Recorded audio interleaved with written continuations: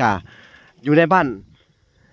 เว้ยคือเก่าพี่น้องเอ้ยบรรยากาศนั้นเศร้าๆกับที่มีพุงวัวพุงควายพี่น้องเอ้ยอยู่นี่ออกหาอยู่หากินพี่น้องเอ้ยเป็นมือใหม่อีกมือนึงพี่น้องเอ้ยทางสร้างเพิ่นก็มาแหละผู้มาหาเก็บเงินเก็บคำพี่น้องเอ้ยมื้อนี้กับอ่าสถานการณ์ก็เปลี่ยนไปหลายพี่น้องเอ้ยในเฮือนเบยพี่น้องเอ้ยเนาะทางสร้างเพิ่นก็มาแหละอยากได้เงินอยากได้คำแล้วพี่น้องเอ้ยบาทนี่เอาพี่น้องเอ้ยเป็นจังไดเอาอยู่ดีมีแฮงบ่สบายดีเออเป็นจังไดอยากได้ขาไม้แล้วโอ้ยได้ขาไม้ไปเบิ่งไม้ก่อนว่าที่จะสั่งมื้อน่ะเนาะพี่น้องเอ้ยก็สิได้จ่ายเงินขาไม้เนาะในส่วนเงินของขาไม้พี่น้องเอ้ยก็จะเป็นปัจจัยทางแม่จันน้อยจาก USA พี่น้องเอ้ยเพิ่นก็สมทบมาเฮ็ดทางน้ำเจาะน้ำบาดาลพี่น้องเอ้ยทางแม่จันน้อยเพิ่นก็ได้น้ำบาดาลให้ทางน้องอาเบยเนาะก็ครบได้ใช้ได้จ่าได้ใช้แล้วพี่น้องเอ้ยนี่ทางน้ำบาดาลนี่เนาะทางแม่จันน้อยเพิ่นก็ได้สมทบเข้ามาในแล้วก็อีกส่วนหนึ่งเนาะก็คือมื้อนี้แหละเนาะเพิ่นก็สมทบเข้ามาอีกเป็นโครงหลังคาพี่น้องเอ้ยเพิ่นเหมาผู้เดียวเลยแม่จันน้อยเพิ่นก็เอาสาธุพี่น้องเอ้ยก็สิให้เพิ่นแนะนำเบิ่งแต่ว่ามีหยังไม่หยังแน่มีสิญัวจังอันเสาจังอันเอาให้เฮาพังดูรวมทั้งหมดหันโดยเสา6 โต๊ะเสา6 โต๊ะแล้วก็มีหยังแน่มีเสามีไม้แปลนครบหมดเลยนะโอ้เอาแล้วก็มีหยังแน่นี่สิญัว6 โต๊ะเนาะรวมเบิดแล้วเนาะนี่เนาะจำนวนเงินเนาะพี่น้องเอ้ยรวมจำนวนเงินนี่เนาะแล้วก็มานี่เขารวมทั้งนี้รวมทั้งนี้เนาะอันนี้เขาเขียนไว้ซื้อตัวนี้2,500,000โอ้2,500,000จ้ากีบพี่น้องเอ้ยจ้าเนาะกะพี่น้องเอ้ยบ่ล่ะกะจะได้จ่ายเงินพี่น้องเอ้ยเพิ่นรักษาเสียเวลาเพิ่นก็ได้พี่น้องเอ้ยเพิ่นก็มีเวียกมีงานจากไปเนาะจะให้เจ้านับเบิ่งก่อนเด้อเอาขอบใจหลายสรุปแล้วขอต้องขอบใจเจ้าอีกบ่เป็นหยังขอบใจที่ว่าให้ไม้ให้หยังมาเนาะหาไม้หาตอกมาเอานับเบิ่งก่อนดูเอานับเบิ่งนับดีๆได้1 2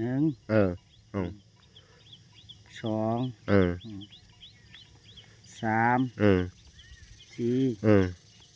5 6 7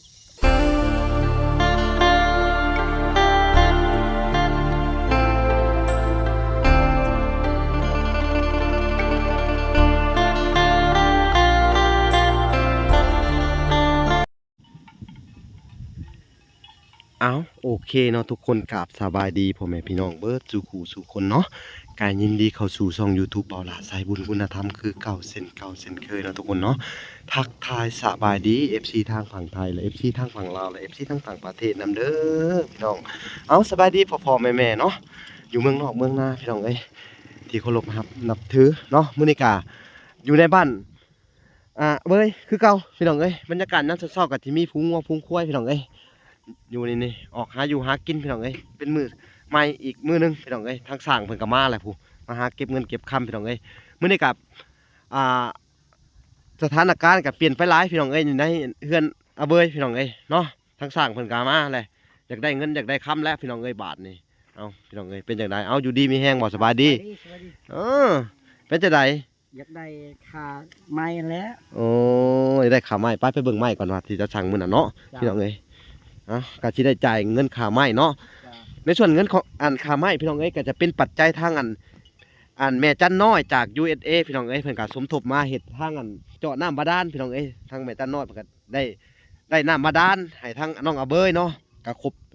ได้ใช้ได้จ่าได้ใช้แล้วพี่น้องเอ้ยนี่ทางน้ำบาดาลนี่เนาะทางแม่จันน้อยเพิ่นก็ได้สมทบเข้ามาในแล้วก็อีกส่วนหนึ่งเนาะก็คือมื้อนี้แหละเนาะเพิ่นก็สมทบเข้ามาอีกเป็นโครงหลังคาพี่น้องเอ้ยเพิ่นเหมาผู้เดียวเลยแม่จันน้อยเพิ่นก็เอาสาธุพี่น้องเอ้ยทางครอบครัวเพิ่นก็ให้อยู่ดีมีแห้งหายเจ็บหายไข้ประหยัดโลคาเนาะพี่น้องเอ้ยความเจ็บอย่าได้ความไข้อย่ามีเด้อแม่เด้อนอนหลับให้ได้เงินหมื่นตื่นมาให้ได้เงินแสนพี่น้องเอ้ยแหวนมือมาให้ได้เกี่ยวมณีโชคเพิ่นว่าเนาะพี่น้องเอ้ยเอาให้สุขสบายแม่เอ้ยเจ้าก็ได้ทางเมืองนอกเมืองนาก็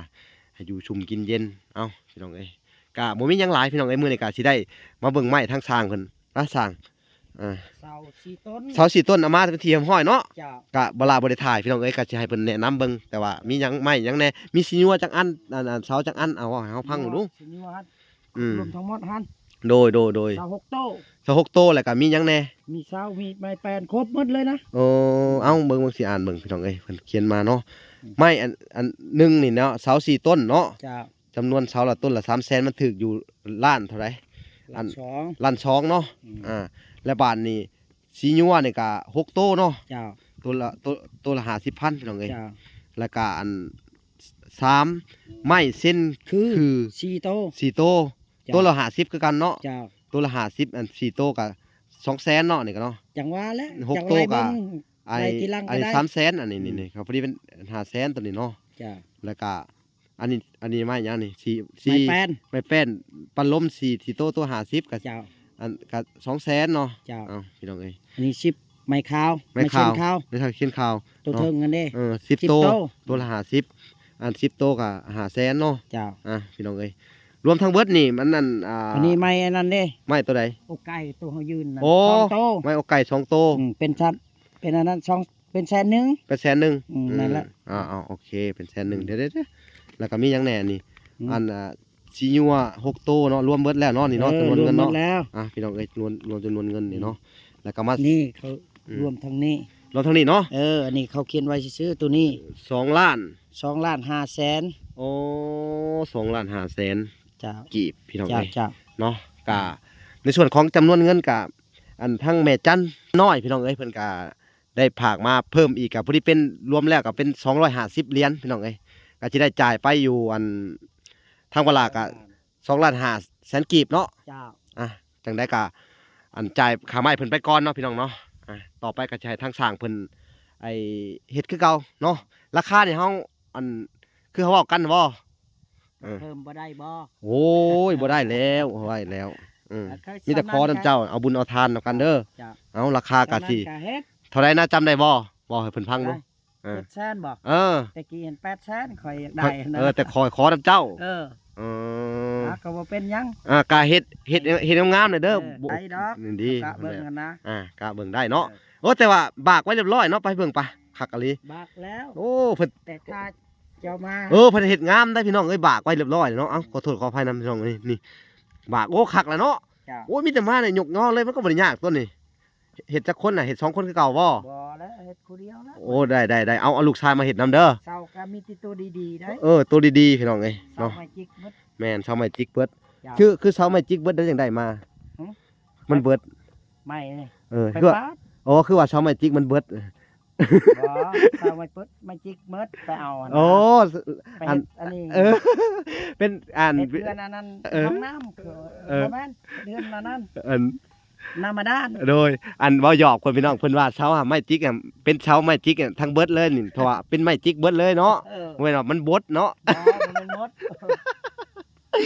พี่น้องเอ้ยว่าหยอกกันเนาะพี่น้องเอ้ย เออ ช่างกะเขาก็ต้องเว้าหยอกเพิ่นนำแหน่สร้างบางทีก็อันเครียดแหน่บ่เครียดแหน่เนาะสร้างเนาะ บ่เครียดดอก เครียดบ่ให้เงินซำนี้ บ่เครียดดอก ตั้งอันช่วยเหลืออันสังคมเด้อเจ้าก็ได้บุญได้ทานนำกันเนาะ ขอบใจหลายๆที่ โดย ช่วยเหลือน้องเว้ย โดย ดีใจโดย ลำไม่รวยเด้อผู้ช่วยเหลือก็ อ๋อแม่น มันคนยืน โดยเอาบุญเอาทานนำกัน แข่งและอยู่ทาง FC คือกันและ โด ทาง ย เบาลาก็ให้ดังคือเก่าแล้ว โอ้ยสาธุบุญคุณพี่น้องเอ้ยก็ได้ เนาะ ได้อยู่ได้อาศัยนำกันพี่น้องเอ้ยบ่ว่าจะทั้งอัน FC บอแหละผู้ใหญ่ใจดีทุกๆทานเนาะพี่น้องเอ้ยที่ออกสื่อแน่บ่ได้ออกสื่อแน่ก็ต้องขอโทษขออภัยนำเด้อพี่น้องเอ้ยอันผู้ใหญ่ทุกๆทานที่ช่วยมาในเอาเว้ยเนี่ยก็ขอให้อันปีใหม่ปีเมืองปีใหม่แล้วเนาะ เจ้า ขอให้สุขภาพแข็งแรงพี่น้องเอ้ยให้ทั้งอันช่างเพิ่นอันอวยพรดีกว่าอวยพรปีใหม่ให้ทั้งอัน ให้ FC ให้ร่ำให้รวยแล้วปี โดย ใหม่นี่โดย สุขภาพก็เข้มแข็งความ เออ เจ็บอย่าได้ความไข้อย่ามีเด้อ โอ้ยสาธุ อายุมันควันยืน101พุ่นแล้วพาไป คือยัง101นะ 101พันภาษา โอ้101พันพรรษา เออ แล้วไม้แปลความให้ฟังหนูอู้หนู นะภาษาลาวจัก อ้าวพี่น้องเอ้ยเขาก็ฮู้ดอกหน้ามันคืออีหยังเนาะพี่น้องเอาแต่ก็ อายุลาวยืนนะ โอ้ให้อายุอัน101ปีเนี่ยประมาณ ร้ นั้ อน ยปี 200ก็บ่ได้บ่เพิ่มขึ้นมาอีกบ่ได้บ่200 300 ได้ เพิ่ม แล้ ไป วซ้ำนั้นแล้ว โอ้ ว่าสิ ให้ซ้ำนั้นเนาะ ไว้สิไปเพิ่มก็คานเอาแล้วบัดนี้ เออ เกินบ่แก่แล้วมันสิคานเอา โอ้ แม่นตัว โอ้โดยพี่น้อง ข เอ้ย นาด101 เออ ปลายปีก็ยังโอ้ เออ หลายเติบนะ ถ้าอยู่เกินน่ะมันคล้ายๆว่า มันสิอันลำบากลูกหลานเนาะ เบาหลายอีก เอาแต่101บ่สั่งน่ะ เอาละ เจ้าอวยพรได้แต่101เนาะ เออ เอาพี่น้องอันถึงแนวบ่ถึงแนวขอโทษขออภัยนำเด้ออันอาจสิมารยาทบ่ค่อยดีปานใดเนาะพี่น้องก็เป็นการเว้าหยอกเว้าหัวกับสร้างเพิ่นเนาะเพิ่นก็อวยพรให้เนาะขอให้ทุกคนน่ะจงอยู่ดีมีแรงพี่น้องเอ้ยจงสุขภาพสุขกายสบายใจแข็งแรงเบิดสู่ผู้สู่คนเนาะพี่น้องเอ้ยบ่ว่าจะเป็น FC ทางฝั่งไทยฝั่งลาวทางต่างประเทศพ่อๆแม่ๆเนาะที่ช่วยเหลือทั้งน้องอาเบยมาพี่น้องเอ้ยก็ให้อยู่ดีเบิดสู่ผู้สู่คนปีใหม่พี่น้องเอ้ยบุญคำนำสู่ปีใหม่ปีเมืองกะให้โชคให้ลาภให้มีแต่สิ่งใหม่ๆเข้ามาเนาะเอ้าพี่น้องเอ้ยเอ้ามื้อนี้กะขอบคุณเพิ่นเด้อขอบใจเด้อสร้างเด้อ ขอบใจหลยๆ เฮากะอันจะหน่อยเฮากะสิจ่ายเงินให้เพิ่นก่อนพี่น้องเอ้ยเพราะว่าเพิ่นกะพาวบ่ เผาแน่ พาวแน่ เจ้า ไปทางใดคือพาว พูดแล้วไปอันนั้นแหละไปบุญเขาแจกพูด โอ้ ทองแน่ อันเพราะบ่แลอันสิให้สร้างอันแป้งให้หนิดนึงเด้อมาเบิ่งไป แปลงตัวไหน เฮาสิซื้อทอง เพราะเฮาสิเปลี่ยนอันนี้เด้สร้างเอ้ยช่วยกระเทศก็ได้เฮ้ยเฮานี่เฮาสิเอาถอดน้ำนี่เอามาขังนี่แล้วก็แป้งน้ำให้มันตรงไปแบบซี่เด้อนี่ๆเอาใหญ่เสามาให้มันตรงไปนี่เนาะ มันเบียดบ่ บ่ให้มันเบียดแล้วเฮาก็สิยกเสาขึ้นมาใหม่เฮาสิซื้อทองมาสวมใส่ใหม่อีก เสริใส่อีก เสริมใส่อีก ได้ ให้มันขึ้นมาพี่ระดับนี้เนาะ ได้ แล้วก็แป้งให้มันตรงแล้วเฮาจะได้คุดเสาประมาณนี้นะ ได้ พี่น้องเอ้ยวางแผนกันไว้เนาะ ครับ เอ้าอันนี้อันศาลานี่ก็เป็นของทั้งแม่จันพี่น้องเอ้ย แม่จันน้อยจาก USA พี่น้องเอ้ยกันเพิ่นก็ สมทบมาโอ้ยเพิ่นก็บ่ค่อยมีก็ยังช่วยเหลือพี่น้องเอ้ยเพิ่นก็เห็นความทุกข์ความยากของอาเบยนี่แหละพี่น้องเอ้ยเนาะก็จังได้ก็ทุกคนที่ว่าอยากช่วยเหลือเพิ่มเติมในช่วงอันไม่พี่น้องท่านอันคือค้างเฮือนเนาะก็ยังสิไอได้สั่งต่อกันยังสิได้เฮ็ดภารกิจให้เพิ่นอยู่พี่น้องเอ้ยก็แล้วก็อีกอย่างหนึงก็ตามบุญตามวาสนาเพิ่นพี่น้องเอ้ยเนาะได้สำาใดก็เอาสำนั้นเนาะทั้งเฮาก็ต้องเคารพใน อัน FC คือกันพี่น้องเพิ่นสิให้หยังเฮาก็ยอมรับเบิดอันเนาะถ้าเพิ่นให้มาก็ดีถ้าว่าบ่ให้ก็บ่เป็นหยังพี่น้องเอ้ยอันเบิ่งกันไปเรื่อยๆเนาะเอ้าจังได๋ก็อย่าพี่น้องเอ้ยมื้อนี้ก็ดินชานก็ได้เป็นที่ห้อยดินก็สงสัยว่าบ่พอว่าสิได้ว่าถมใหม่อีกเด้นี่เนาะพี่น้องเอ้ยแม่นโหล่ะเพิ่นก็อยากให้มันสูงทางอัน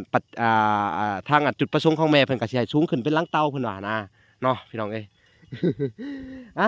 ทั้งสร้างกันอยากมื้ออะไรพี่น้องเอ้ยถ้าเอาเงินอยู่ก็เอ้าขอโทษขออภัยนำอย่าห้ายอย่าเครียดกันเด้อสร้างเอ้ย บ่ เพราะว่าอยากให้สร้างอารมณ์ดีนำแน่พี่น้องเอ้ยจังได๋ก็อย่าสู้ต่อไปเด้อเนาะ อัน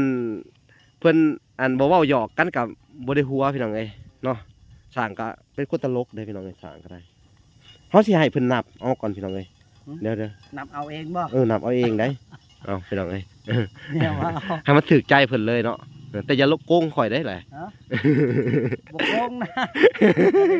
บ่โกงบ่โกงดอกไปสิโกง เนาะเอาพี่น้องเอ้ยก็ขอบคุญขอบคุณ จักเด้อ เอาแบบลงยิบไปน้ำแหน่แล้วหนึ่งเนาะอันนี้แหละเขาเรียกโกงนะ ยันมันลงยิงไป ยิบไปเลยนะ โกงอะบ่โกงดอก แต่แบบไม่กระเจาะโกงกันหนึ่งแล้วก็ยิบไปเลยเลย เนาะ ก็บ่เป็นหยังดอก เอาพี่น้องว่าหยอกว่าหัวกันเฮาก็สินับให้เพิ่นนั่นแหละว่าหยอกเพิ่นเฮาก็เว้าหยอกเว้าอันแย่เพิ่นไปนำนั่นแหละพี่น้องเอ้ยสั่งคนตลกพี่น้องเอ้ยเอ้าบ่ล่ะก็สิได้มอบเงินมอบคำพี่น้องเอ้ยให้เพิ่นเนาะเป็นปัจจัยเนาะบ่ล่ะก็สิจดไว้แล้วว่าจ่ายเท่าไหร่เนาะพี่น้องเอ้ยเอ้าพี่น้องเอ้ยไปพ้อกันตอนจ่ายเงินพี่น้องเอ้ยเอ้าพี่น้องเอ้ยบ่ล่ะก็จะได้จ่ายเงินพี่น้องเอ้ยเพิ่นซักษาเสียเวลาเพิ่นก็ได้พี่น้องเอ้ยเพิ่นก็มีเวียกมีงานจากไปเนาะเอาจะให้เจ้านับเบิ่งก่อนเด้อ จ้ะ ขอบใจ ขอบใจหลาย เอา